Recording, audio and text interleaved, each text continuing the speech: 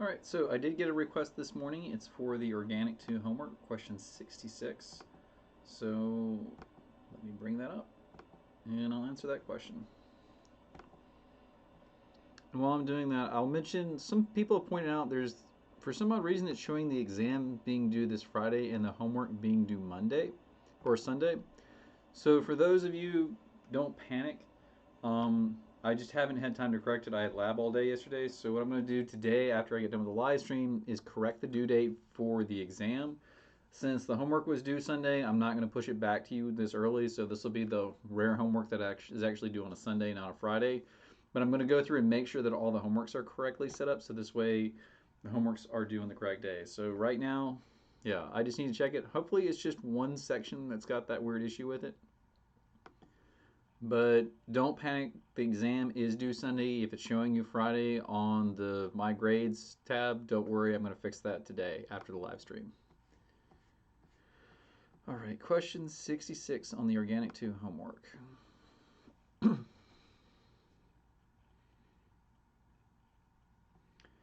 Give reagents suitable for carrying out the following transformation. Draw the major organic product. If an orthopara mixture is expected, draw only one of the two. If the meta isomer is expected, draw the major product. Is the expected major product, draw only that isomer. So you're looking for the bromination of toluene.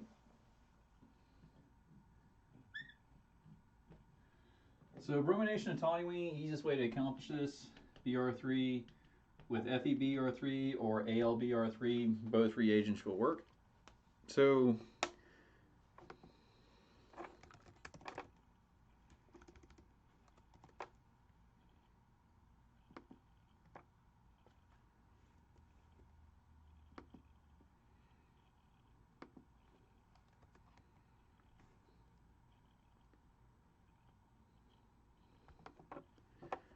with BR2 and the FeBr3, bromination, toluene here is both an activator and an orthopara director. Now, with orthopara directors, predominantly we're going to get the para product, and the reason for this is simply sterics. In order for this iron complex to react with the benzene ring, it actually needs quite a bit of space. So this is why it tells you with the orthopara which one do you think is most likely to occur. Really, it's probably going to be the para product just because it's more sterically accessible. This toluene group is going to be in the way. So toluene being an orthopara director, we expect to get parabromide or parabromotoluene. So let me draw the parabromotoluene to make sure I'm correct in that regard.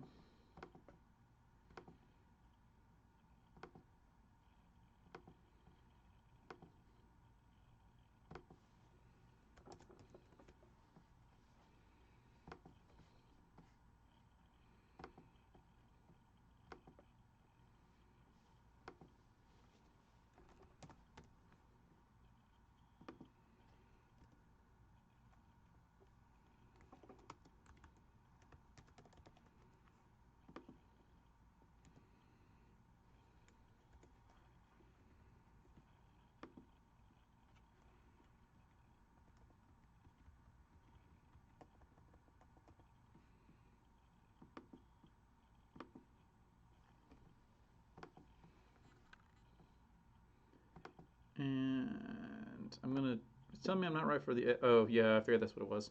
I missed the comma when I typed it in.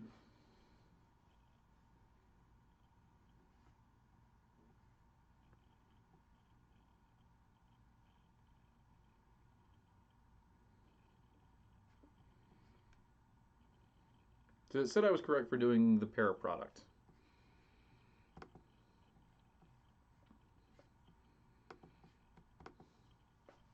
Yeah, that's how it works. Typically, if you have an orthopara director, you're most likely to go to the para product, particularly if you have a very bulky reagent. Iron's a pretty big atom. And if you have a pretty bulky directing group, any alkyl group attached to the benzene ring is going to be an orthopara director. If you end up with some absurdly long chain, that's just going to push it further and further to the para position. All right, so are there any questions out there from anyone watching?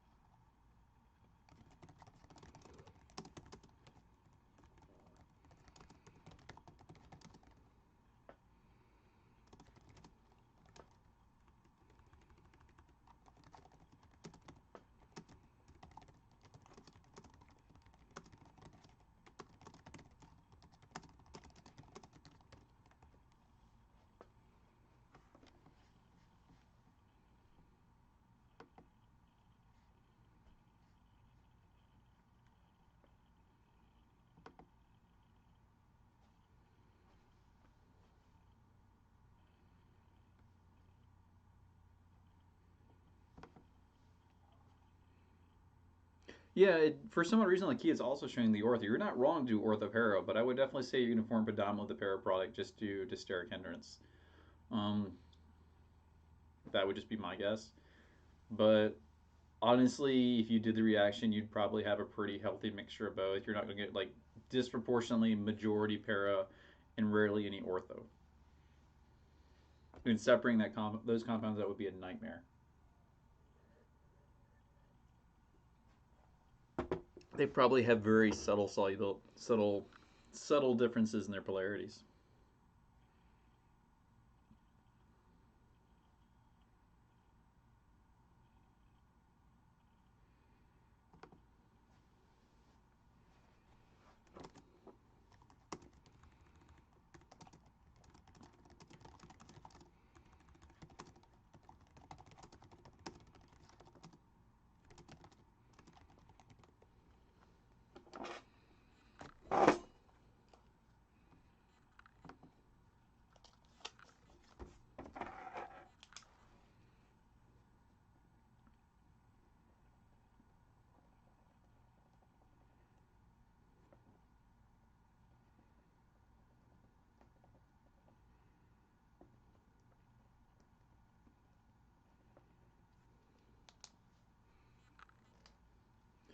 So discussion board for organic 2.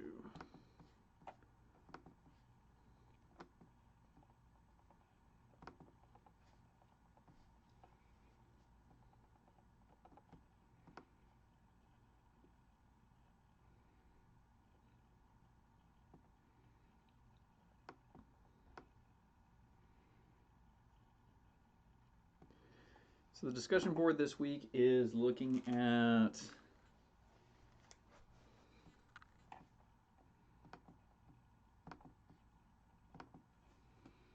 the reaction of benzene. And it's the same product, but one's the ortho product and the other is the para product, or the other is the meta product. So these are actually very similar reactions.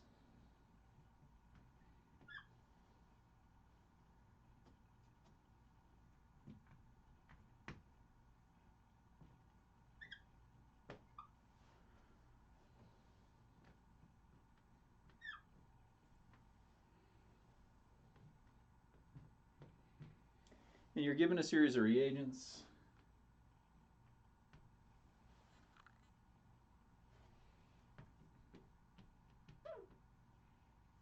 A, B, C, D, E, F.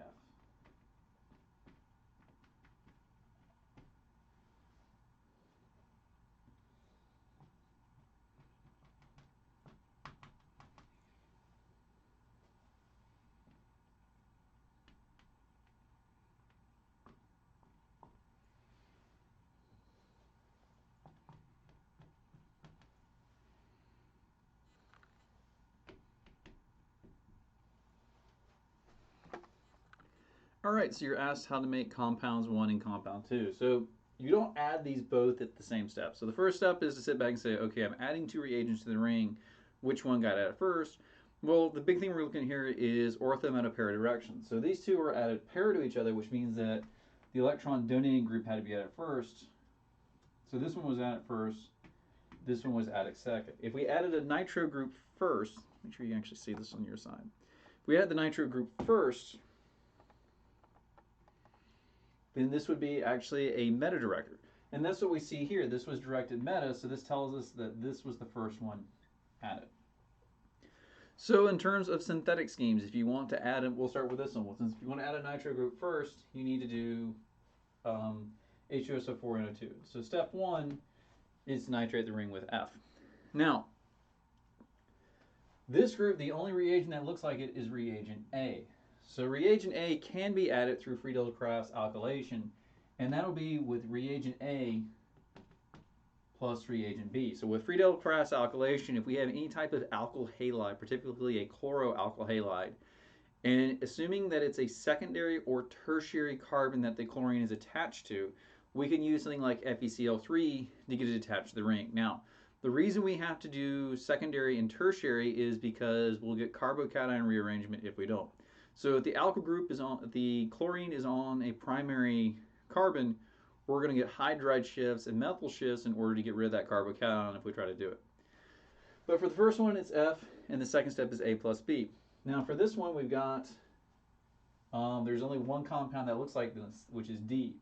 So we're going to add D, and we need to do the FeCl3 again in order to get the attachment. But we're not going to get this complex here. What we're actually going to get is the ketone. So to get rid of this ketone, we're going to do a Munzinger reduction, which is E. So our second step here is to add compound E. And compound E here is going to reduce off that ketone to give us just the alkyl benzene. Now we can add the nitro group with reagent F. And this will give us our nitro group. So this is how we're going to synthesize compound 1 and compound 2. This compound is going to get synthesized by making the nitrobenzene. This will give us a meta-director, and then we're going to attach this with a Friedel-Crafts alkylation. For here, we're going to do Friedel-Crafts alkylation plus a Munzinger reduction, followed by nitration of the ring. So the last step of the discussion board is to say that after you've made these reagents, there should be one reagent left over. What would it do to the ring? So we used A here. We used B here and here. We didn't use C in any of these. We used D here. We used E for the reduction. And we used F in both syntheses. So in terms of H2SO4, if you just add concentrated sulfuric acid to benzene, you're just going to get the sulfonation reaction. So you get SO3H. And the purpose of this discussion board was to give you, one, make sure you're learning the reagents on Friedel-Crafts alkylation, how to reduce those. That's particularly useful. Nitration of benzene rings. The only thing that's not covered here is halogenation rings, but your homework has plenty of examples of that. And also to kind of give you a little bit of practice with very basic synthesis. These are just 2 and 3 step syntheses. Step 1, this one has 2 steps, this one has 3 steps. And also kind of, because you talked about in the previous discussion board aromaticity, now this is kind of the big picture synthetic use of the reagents for the reaction of benzene. And with your exam this week, that'll pretty much wrap you up in terms of aromatic compounds. But yeah, that's the discussion board. It's, if you know what the reagents do, it's actually a really straightforward synthesis for both of these compounds.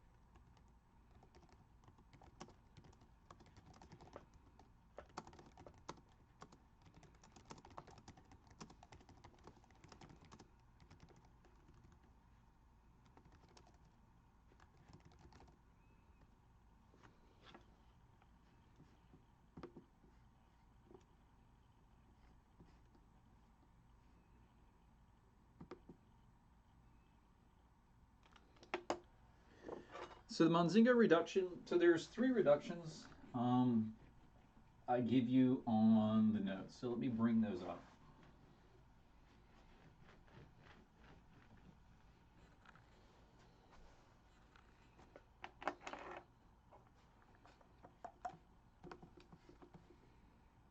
I should have the notes already on the desktop. So for this Friedel-Crafts alkylation to get basically attach a terminal carbon to a benzene ring,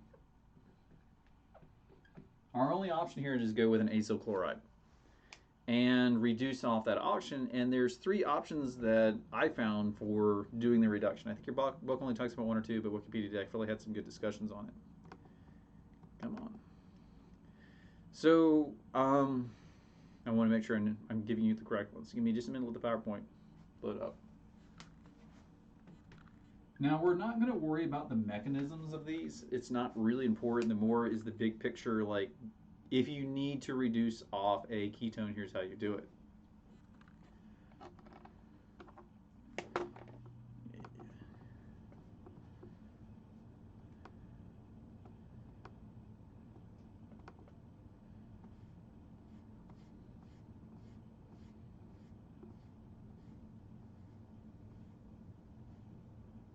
I think actually I gave you a really good flow diagram in this, if I remember correctly.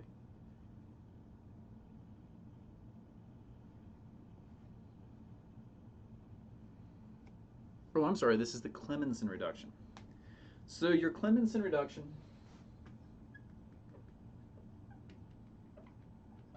is the most aggressive. It's a zinc mercury amalgam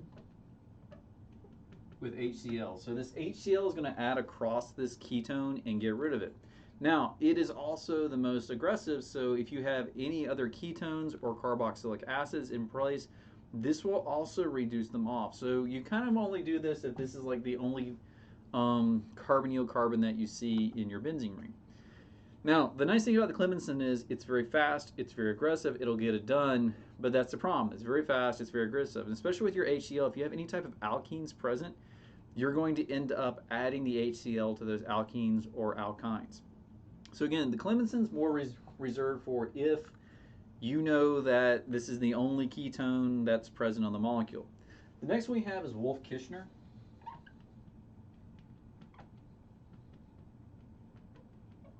So Wolff-Kishner, along with the Monzingo reduction, these represent special cases. So the Wolff-Kishner is done under basic conditions, and then your Monzingo, I think, is done underneath acidic conditions. Or no, your Wolff-Kishner is done under basic conditions.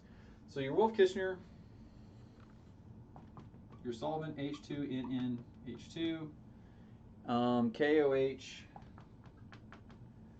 high temperatures, and triethylene glycol.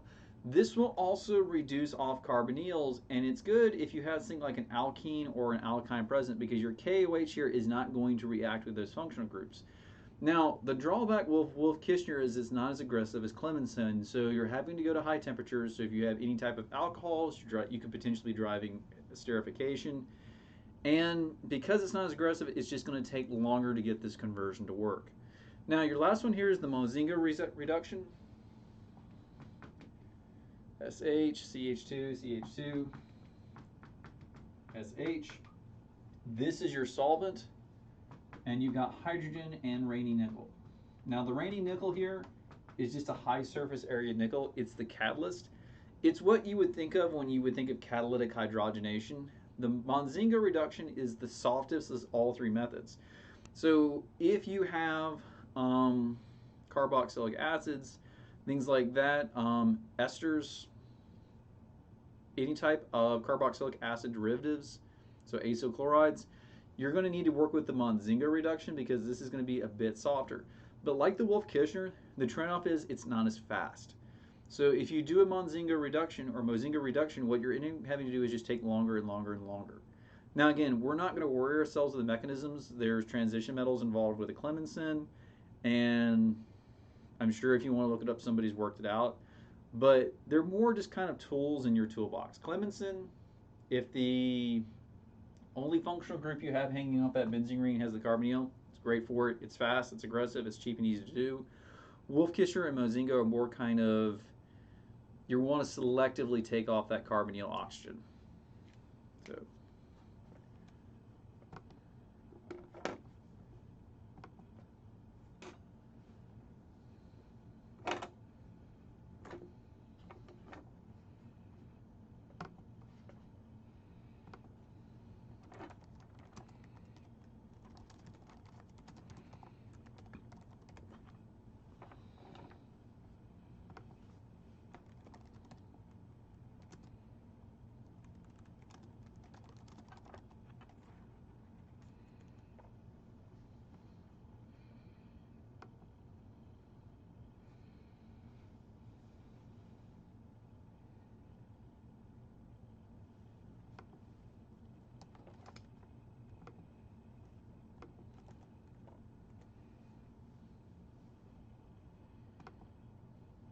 You're welcome.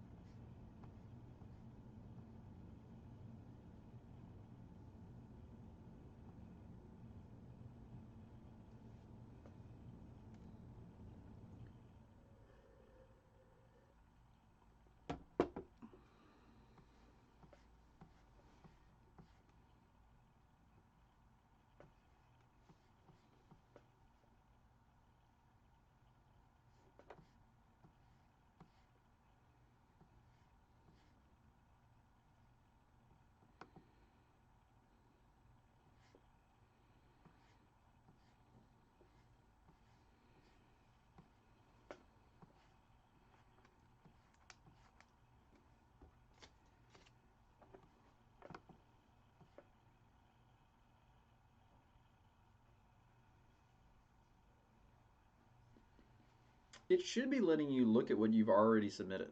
Um,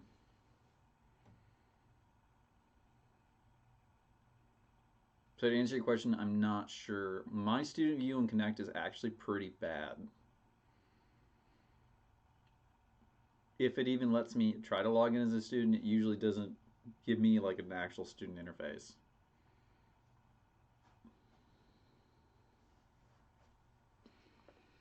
But it should be letting you see your previous answers.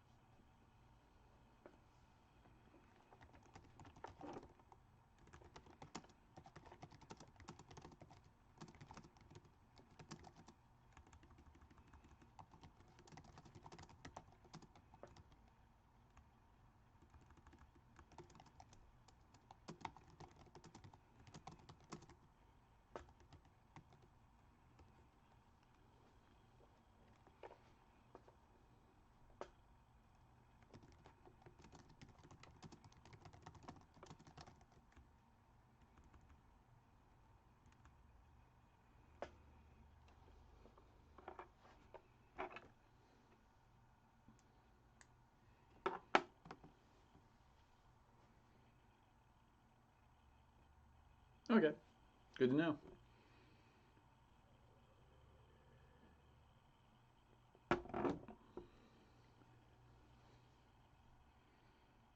Yeah, it's not to defer your questions when you ask me about like how to do something. Like as instructors, it is no one does good interfaces. Even WebAssign is pretty bad for about the student views.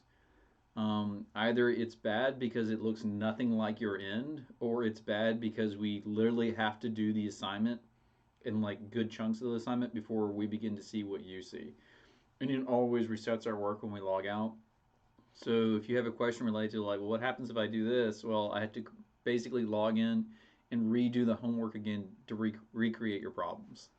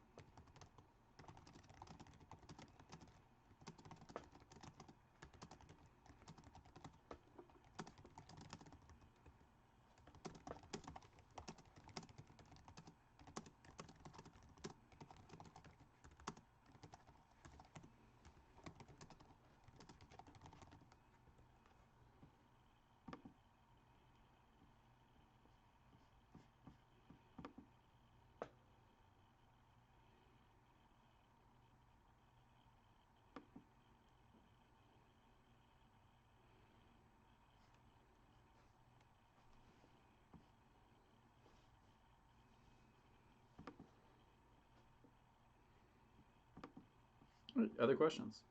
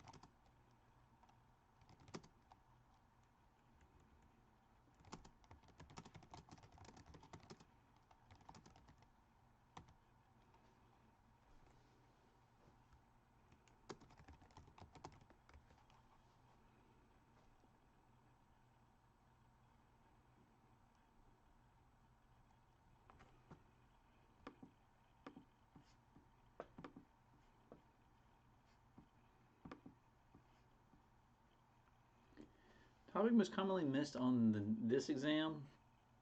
Um, I wouldn't say there's actually much that's missed on this exam. You've got the reactions and the synthesis, so I guess the synthesis is usually the bigger question missed. But honestly, a lot of the background stuff like frost circles, molecular orbital theory, it's not really assessed on this exam. I teach it because I'm supposed to be teaching it, but they're not particularly useful concepts in practice. Like the identification of the aromatic rings is important, and that's useful. And the knowing how to do the synthesis reactions, that's important. But other than that, this if you can do the discussion board for identifying the aromatic compounds, you probably have seen the worst in terms of this material. Because there's clever ways to create aromatic rings through lone pairs, through carbocations, carbanions. But really, I think a lot of you freaked out because you saw the stuff on aromaticity. Um, but now you can identify aromatic compounds. Now you're through the worst of it.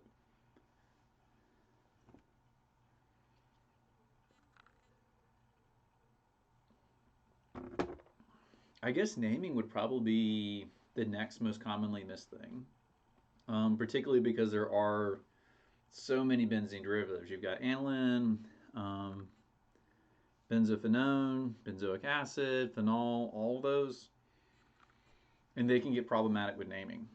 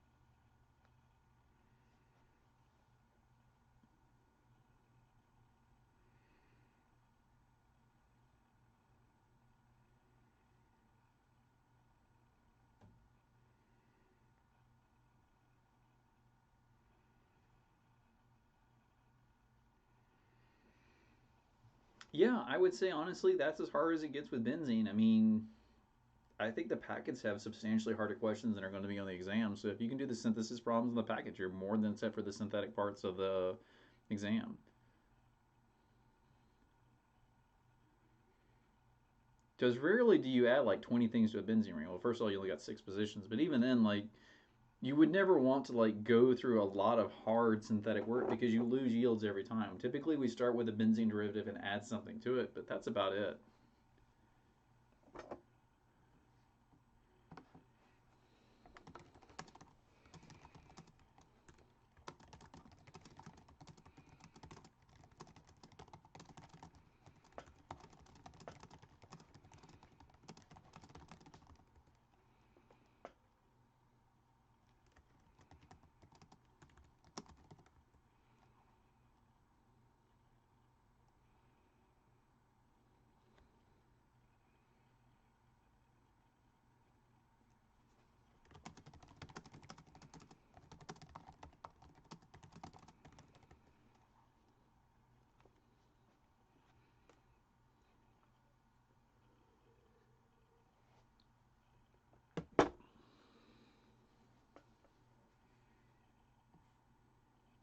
You're welcome.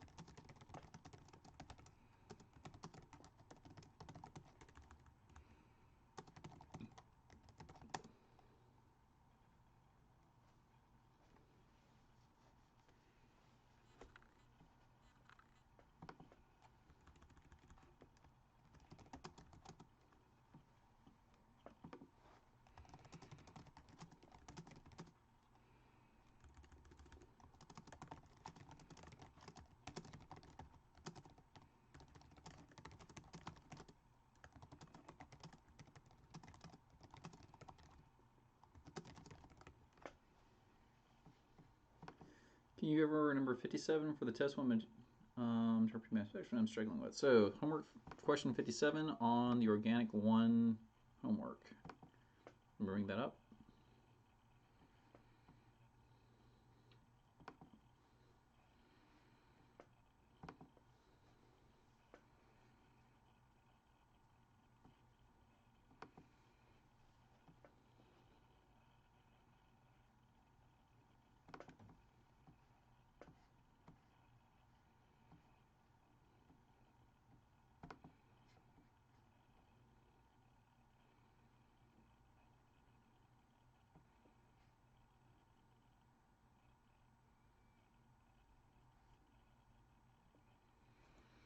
So we have the mass spectrum for 1 bromo 4 propylbenzene and 3 bromo propylbenzene as shown below. Match each spectrum to the appropriate compound and draw a structure for the ion that corresponds to the base peak in each one.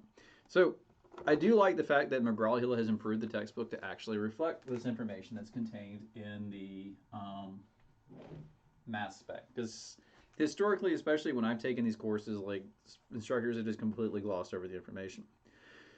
So you've got two compounds. Make sure I'm saying this right. You have two compounds with the exact same molecular weight, and so this is kind of the misleading thing people get into when they learn about mass spec, is that they're taught that you only use to find the parent ion. That's not true. The highest peak here is going to be your parent ion, but they weigh the same thing, so this doesn't tell us anything. But along the way, we're going to get the fragments.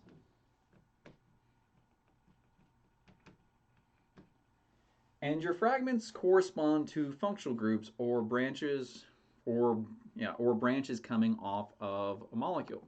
So there has to be a fragment in here corresponding to something, a functional group or some branch that's on our molecule. So if we look at this 1-bromo-4-propyl versus this bromopropyl.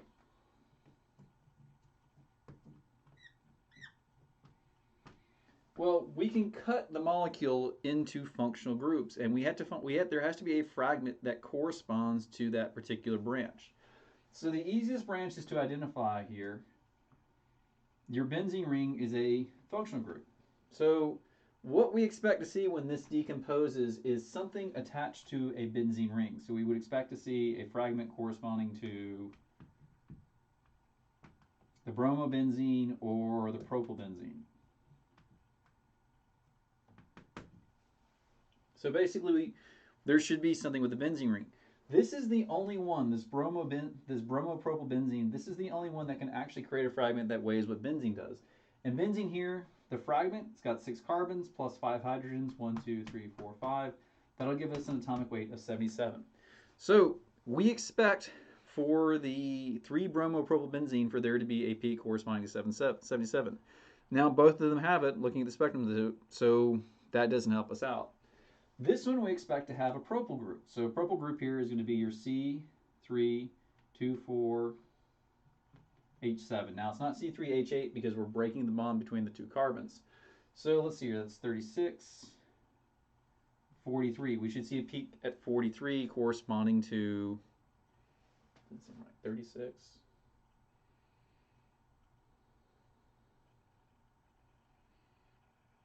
36, 43. No, wait. Yeah, 43, 44 AMUs. So again, both contain that. Okay, hold on. So let's take a peek here at this one. The big difference I see between these two spectra is a peak at 91 versus a peak at 169.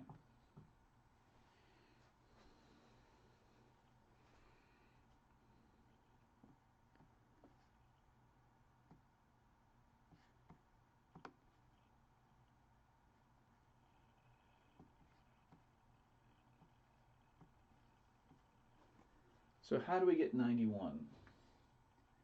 Well, benzene weighs 77. So the only way to get, let's see here, what does bromine weigh?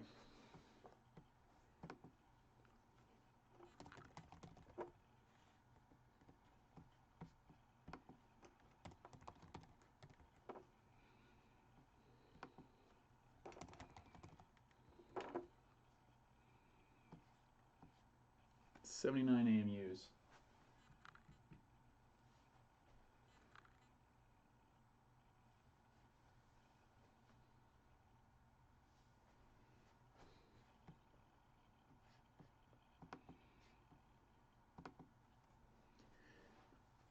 So to get a peak of 91, we had 77 plus what?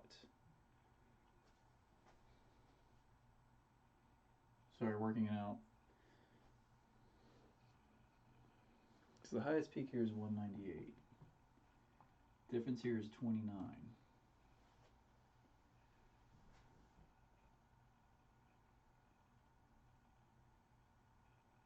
So what weighs 29 AMUs?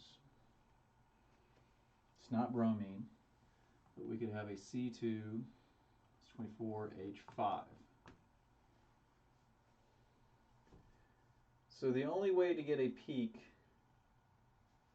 the only way to get 198 to go down to 169, this top peak, is to save off a C2H5 fragment. So that would be a terminal ethyl. So there's only one ion here that has that terminal ethyl, and it's this bromopropyl. So the spectra here corresponding to 169, the way you work that out is you look at the difference between the heaviest ion and the next one down, or the next big peak. And that's a difference of 29, which would correspond to this fragment here. This one wouldn't work because it's got a bromine with a methyl group. So bromine plus CH2, 79 plus 14, that gives you 93. So that doesn't quite work for that branch coming off. So there's kind of a little bit of guess and test with this. You have to start scratching fragments off, and I assure you there's nothing that's hard in this exam. So the one that has the peak of 169, that's corresponding to this compound here. The 91, let's try to work it out. So we know it's this other complex, this bromobenzene. So if we get rid of the N1, bromine, that's 93, the compound weighs 98, that gives us 105. Oh, I know where we get it. So if we chip off the bromine, the CH2, and the CH2, that's this fragment here. So basically what looks like toluene with the hydrogen removed. So the 91 peak here is due to this fragment, this molecule breaking between these two carbons. That makes sense. So in terms of the homework, I ask you which spectra corresponds to which. The one that has a peak at 91, this is the one that is 3-bromopropylbenzene.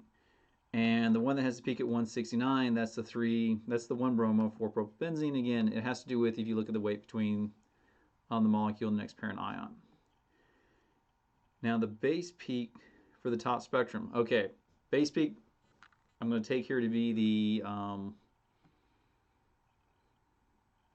heaviest ion. So this will be the 91. The 91 here corresponds to your benzene ring plus a methyl group, and we're going to add a positive charge to the carbon. Let's see if that's right.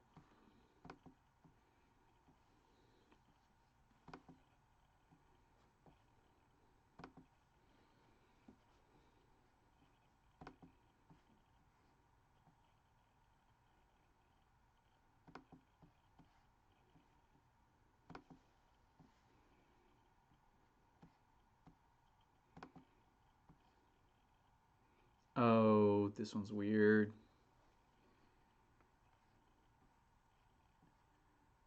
Let me get rid of that problem on the homework. The first part of it makes sense, but the second part of it you can't do because it assumes that you know how to do that type of rearrangement. Okay, problem 57. I'm going to clip that homework out. The problem is I like the first half of this problem. Like, that's a really good problem. But what the ions form, that's a bit esoteric for my tastes. So yeah, you can figure out which spectrum it is. Honestly, you could just cheat. You could go to NIST. This isn't cheating. This is knowing and using your resources. You could go to the NIST, National Institutes of Standards and Technology, NIST Chemistry webbook. Look up both of these compounds and look at their fragmentation patterns, and it would tell you what the compound is. But in terms of it, it's actually asking you to figure out what the compound would rearrange into. I don't disagree with the answers. It makes a ton of sense why it is what it is. I think it's just a bit above this course at Organic 1. Organic 2, this would be fair game. But Organic 1, this would be a bit above your head for figuring it out. Like, they're talking about what happens when the fragment rearranges, and I don't think that's fair game.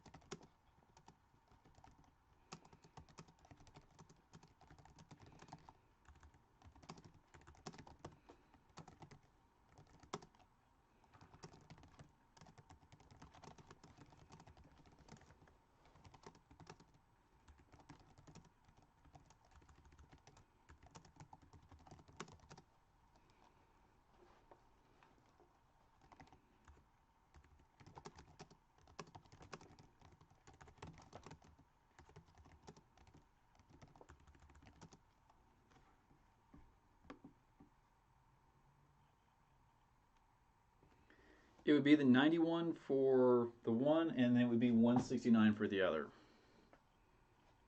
Typically, the significant peak are the tallest ones. That's the most stable ion. But it's kind of so. What I find kind of weird about what it's asking you is that it's not really useful information. So whoever wrote this, it's a computational person. So the computational person wrote that question. So there's two ways we can look at these fragmentation patterns. So let's say we have a molecule like propane or butane. We'll have a peak corresponding to CH3, which is 15. A peak corresponding to, we had another CH3, CH2 at 1429, CH3, CH2, CH2. Add another 14, that gives us to 43. And then we add the CH3 to get us to 58. So there's two ways we can look at these fragmentation patterns. One is that we can say this is a CH3 plus, a CH3, CH2 plus, a CH3, CH2, CH2 plus, and so forth. And that's fine. Like, it's what you can connect the dots between this fragment and this molecule. But the reality is that's not what the fragments look like. So if you have the option of forming a ring, these cations will rearrange to form a more stable molecule that doesn't look anything like the parent molecule. That's interesting from a stability standpoint. Like, why are certain peaks more favorable than the other? Well, because there's rearrangement of the molecule. But from a practical standpoint, it doesn't matter. You don't need to know what these ions actually look like. You need to know what they correspond to in the starting molecule. So in this case, this peak corresponds to this. This peak corresponds to all of this. This peak corresponds to all of this. And this peak corresponds to the whole molecule. Now, is it possible it's forming these weird cyclics and doing that? That's a possibility, but it doesn't matter. And so that's why I say the first habit's a good part, because it gets you to think about what these fragments could correspond to in terms of the starting molecule. But now the second part of the question is asking you to predict what these stable ions are. I mean, that's interesting, but it's not useful. Like, who cares if these rearrange? So the most important information to keep track of in terms of relevant peaks, one, the highest, because that tells you the molecular weight. The second is recognize that you should be able, if you were to look at this molecule and it were to fall apart, you were just to randomly cut carbon-carbon bonds, you should be able to find a peak that weighs as much as what's left over when you're done. And also, if you break a molecule into two parts, so let's say you just have this complex here. If we break it here, we should have a peak corresponding to this particular mass to charge ratio, and we should have a peak corresponding to this particular mass to charge ratio. So it's useful for figuring out what the branches and the different functional groups are on the molecule, but again, knowing that this is literally, so if I break it apart like this, it's not this when it breaks apart, it's actually, oops, missing one, 7. It's really a seven-membered ring. You know, this isn't what's really going on. This is what's really going on, but it doesn't matter that this is what's really going on. We can connect the dots that this fragment corresponds to this.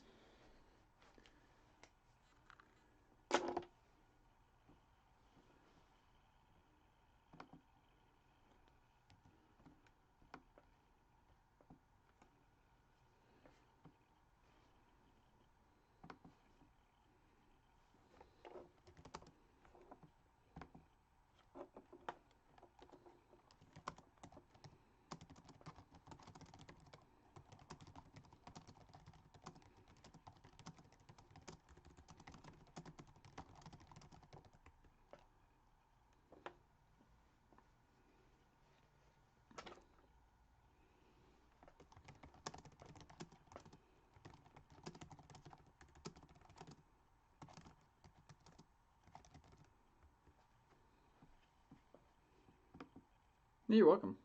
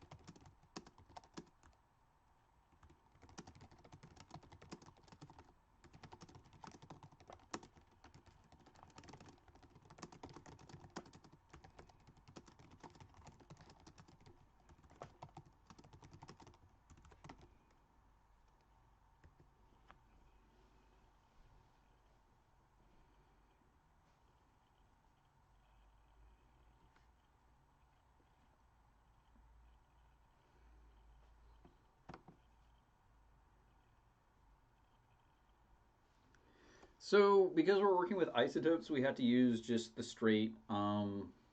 We don't carry any decimal points. Now, that's not actually true. Isotopes don't weigh the sum of the protons and neutrons, but for our purposes, it's close enough to say that when you add the weights, you just truncate. You don't add any decimal points to it. Now, there are, if you see an element where it's got like zero point 0.5 in its atomic weight, that tells you that there are two isotopes that are very common. We're not going to, I'm just saying this to you as a preface.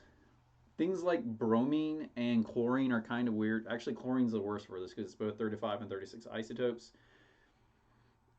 You actually have both present, but in general, for carbon, hydrogen, oxygen, nitrogen, most of the elements you expect to see inside of an organic molecule just carry 0 decimal points or recognize as those leading fragments are just isotopes.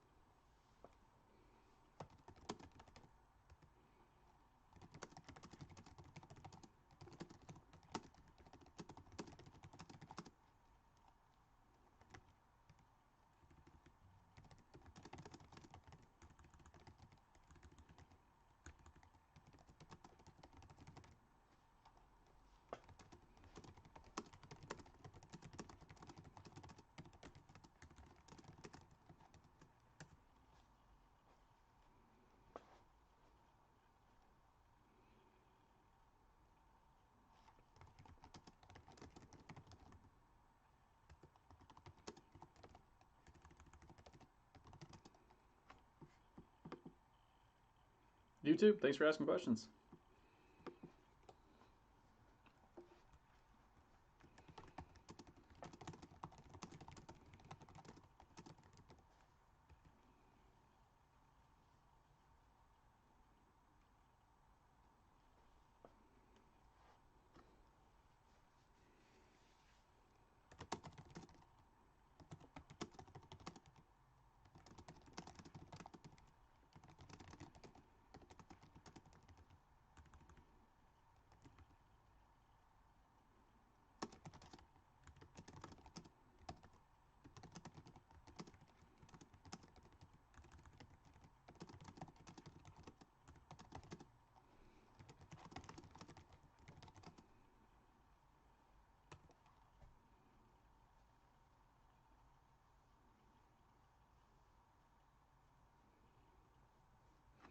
All right, so again, with all live streams, feel free to ask questions, especially as we start getting close to the test date. And again, with the test date, give me some time today. I need to figure out what's going on.